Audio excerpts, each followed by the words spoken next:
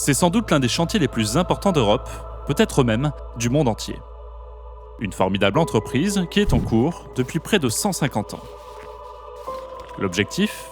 Construire ni plus ni moins que la plus haute église du monde. Sans doute aussi la plus spectaculaire, conçue par un architecte visionnaire. Un ouvrage qui recèle de nombreux secrets. Il a par exemple attendu près de 130 ans pour obtenir un permis de construire. Bienvenue à tous sur Looking For, la chaîne des passionnés d'urbanisme et d'architecture. Je suis Théo, le créateur de la chaîne, et aujourd'hui nous sommes partis en Espagne pour vous dévoiler tous les secrets de la Sagrada Familia. Un édifice monumental qui n'en finit pas de défrayer la chronique. Je viens de lire dans un article que des collectifs de riverains se battent toujours à l'heure actuelle pour empêcher la fin de sa construction. On va voir pourquoi juste après. Et je profite de ce moment pour faire un petit aparté, parce que là je suis en train de travailler dans un café avec le Wi-Fi, et ça m'arrive souvent quand je voyage. Le problème c'est qu'on n'est pas toujours serein quand on se connecte à ce genre de réseau. Et c'est pour ça que dans ce genre de situation, j'utilise NordVPN, le sponsor de notre vidéo. Que ce soit dans un café, comme ici, à l'hôtel ou dans les gares et les aéroports, je peux travailler beaucoup plus sereinement car NordVPN masque mon adresse IP et chiffre mes données. Donc la navigation devient vraiment privée et sécurisée. Ce qui est pratique aussi, c'est qu'on peut l'utiliser sur 10 appareils en même temps. Téléphone, ordinateur, tablette et même sur la télé. Avec un seul abonnement, tout est couvert. Là où ça devient intéressant quand on est à l'étranger, c'est qu'on peut changer sa localisation virtuelle pour accéder au contenu français. Hyper pratique, surtout pour les gros événements à venir, comme la Coupe du Monde cet été. En plus de ça, NordVPN intègre une protection anti-menace qui bloque les sites dangereux, les tentatives de phishing et les pubs intrusives qui ralentissent la navigation. Il y a aussi la surveillance Dark Web qui vérifie en permanence si nos données ont fuité et nous prévient si c'est le cas, avec des conseils pour sécuriser nos comptes. Ce qui est plutôt rassurant parce que ce genre de fuite arrive souvent aujourd'hui. Évidemment, NordVPN applique une politique no-log, donc aucune de vos données n'est enregistrée. Donc si vous voulez tester, vous avez mon offre avec 4 mois offerts sur l'abonnement de 2 ans, ce qui revient à moins de 3 € par mois pour l'offre basique. Et cerise sur le gâteau, vous avez 30 jours satisfaits ou remboursés, donc vous avez bien le temps de vous faire votre idée et tester le service. Si vous voulez en profiter, le lien est dans la description juste en dessous, où vous pouvez juste scanner le QR code qui s'affiche à l'écran. Bon, maintenant qu'on est bien installé et bien protégé, plongeons-nous dans l'histoire fascinante de la Sagrada Familia. Pour comprendre l'immense projet que représente la Sagrada, il faut avoir 2 dates en tête, 1882 et 2034. La première correspond à la pose de la première pierre, et la seconde à la fin estimée de la construction, soit plus de 150 ans. Et entre-temps, des guerres, des crises, des morts, des drames, des avancées et beaucoup de rebondissements. Une aventure digne d'un film hollywoodien. Pourtant, en 1880, quand l'association spirituelle des Amis de Saint-Joseph lève des fonds pour construire une église, personne ne s'imaginait un seul instant que le chantier prendrait cette ampleur. Un chantier qui est aujourd'hui visité par près de 5 millions de personnes par an. Au départ, l'association, fondée par le libraire José María Bocabella, cherche à construire un temple expiatoire, c'est-à-dire construit grâce à des donations. Grâce aux premiers fonds privés récoltés, l'association a pu acheter un terrain approprié de 12 800 m². La première pierre est posée le 19 mars 1882. En premier lieu, l'architecte choisi n'est pas Antoni Gaudí i Cornet, plus connu sous le nom de Gaudí. Il s'agissait de Don Francisco de Paola del Villar y Lozano. Il imagine une église assez classique, de style néo-gothique. Mais très vite, des désaccords avec l'association apparaissent et il décide de démissionner. Après recherche et recommandation, c'est un jeune architecte, peu connu à l'époque, qui est choisi pour mener à bien le projet. Antoni Gaudí.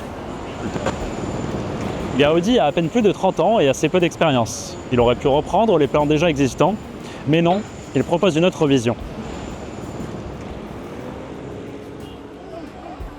Il transforme la proposition pour en faire un endroit unique. Une église comme nulle autre pareille, qui ressemble à celle qui est aujourd'hui derrière nous.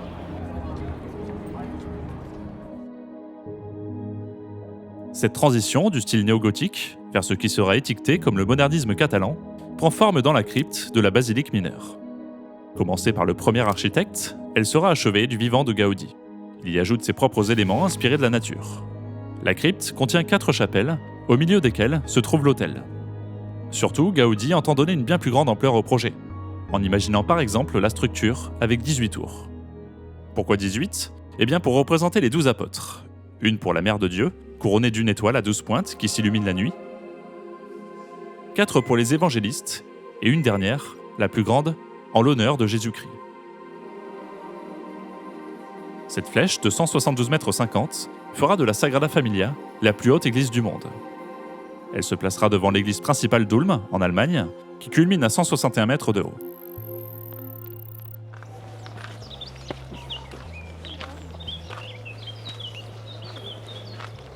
La tour de Jésus-Christ et sa croix de 17 mètres de haut doivent être inaugurées le 10 juin 2026 en présence du pape Léon XIV.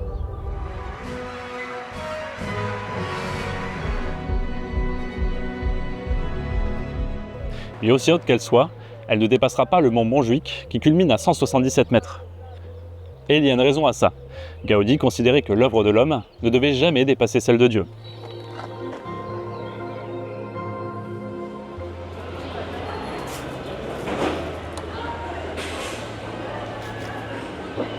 Une nouvelle tour qui a d'ailleurs obligé les gestionnaires de la basilique à revoir leur logo en le refaisant, en mettant en avant cette nouvelle tour qui change vraiment la physionomie du bâtiment. Dans le projet de Gaudi, tout est méticuleusement calculé pour avoir une signification. Conscient qu'il est en train de construire un bâtiment qui finira par le dépasser, l'architecte catalan multiplie les supports d'archives.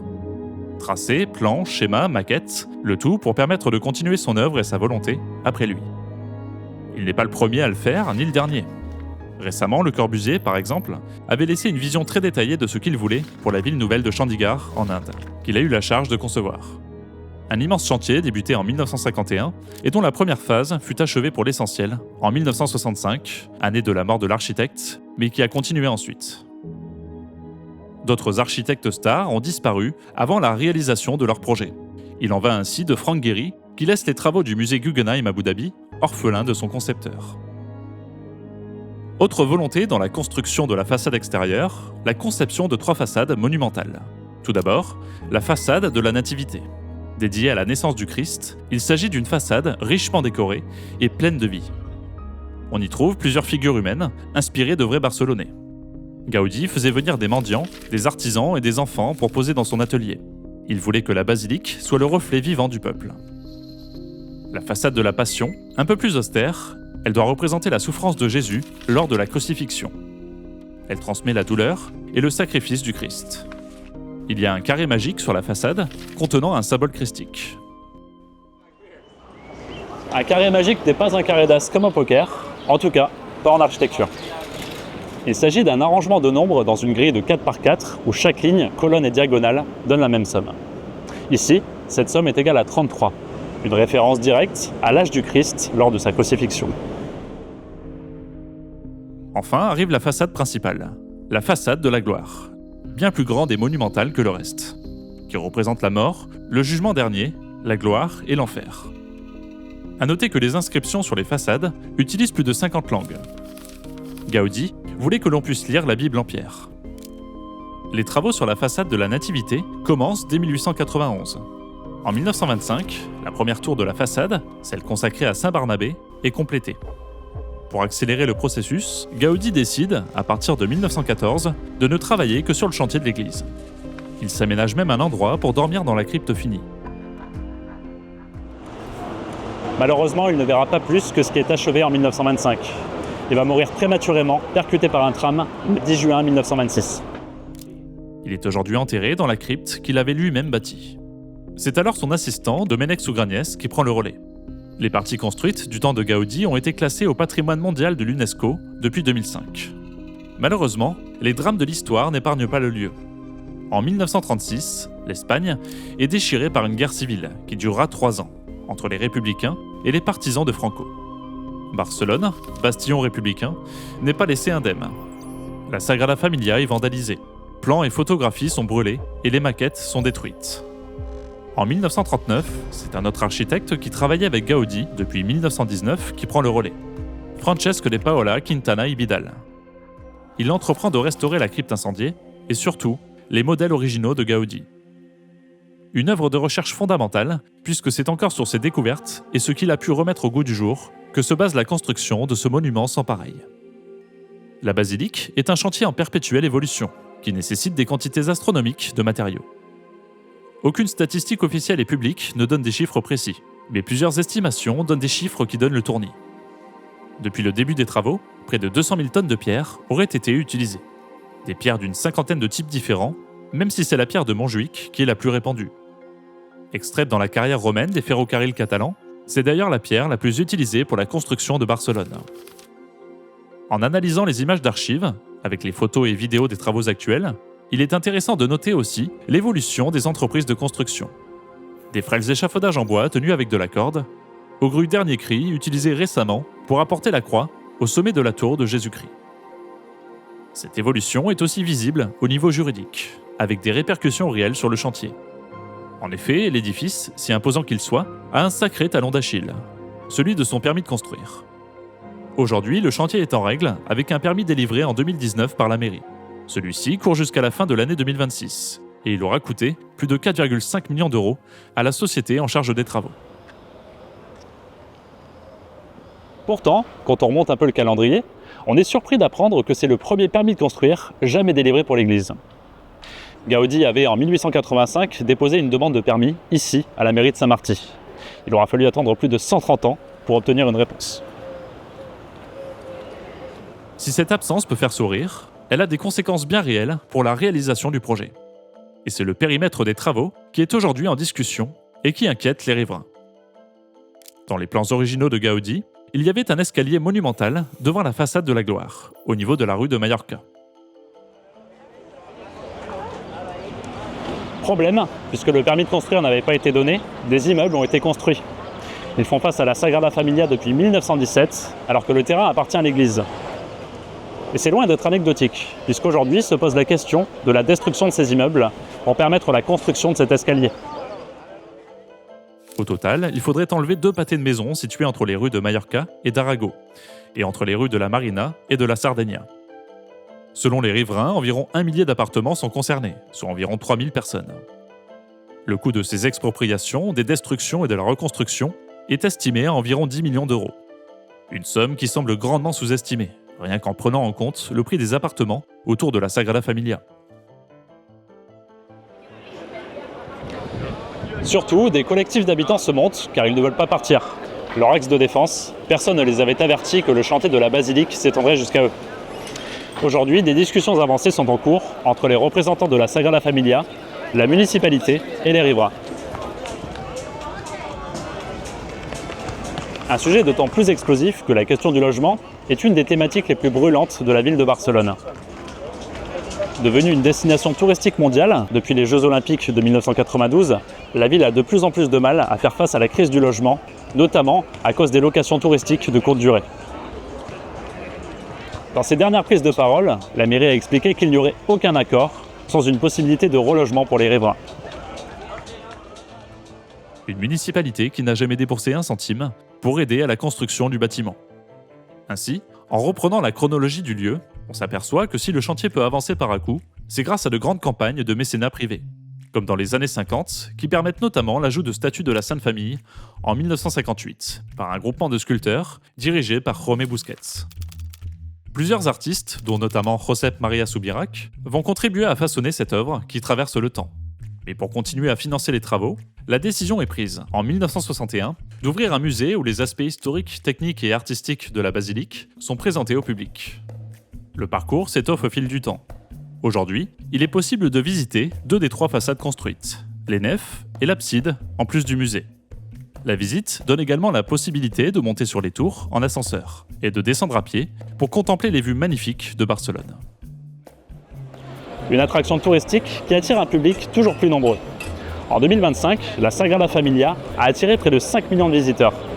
C'est devenu l'un des lieux les plus visités d'Espagne et une icône de la ville et du pays, à l'image de la Tour Eiffel en France.